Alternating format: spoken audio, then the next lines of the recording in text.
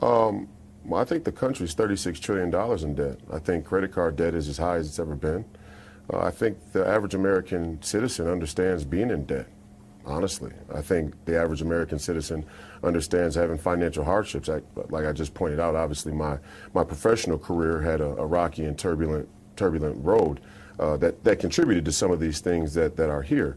So I think the average American citizen understands that. I spoke to those things at the convention. Yeah, I have personal debt, things that I hope to be able to pay back at some point. I'm not totally able to at this point, but I want to be able to pay back. But I guarantee you this, that the debt or the shame around the debt will never reach a point where I would sell out the American people or the basic fundamental rights that are on the line as United States Senator. That I can promise.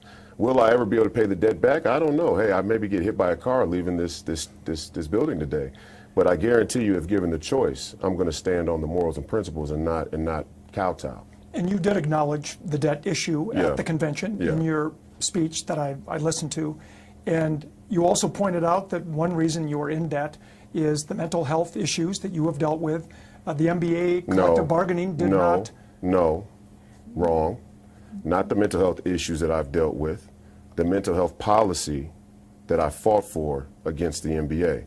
When I arrived in the NBA, there wasn't a single mention of mental health in the entire collective bargaining agreement. Yeah, and that's what I was getting at. Well, no, but make sure that's first, because when you say that I have an unusual resume, it may be unusual to some, but it actually has a lot of merit, because at 21 years old, I had the instinct to fight the NBA on a policy-based issue.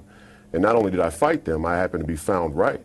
I was later vindicated by the change in policy. So it wasn't mental health issues that gave trouble in the NBA. It was me saying, hey, mental health is a fundamental and central part of comprehensive health, and the policy should reflect that. And weren't you fighting for that policy, though, because Not because of mental health issues, because of an anxiety disorder, a diagnosed anxiety disorder, general anxiety disorder, which is one of, if not the most common mental health disorders in the entire country.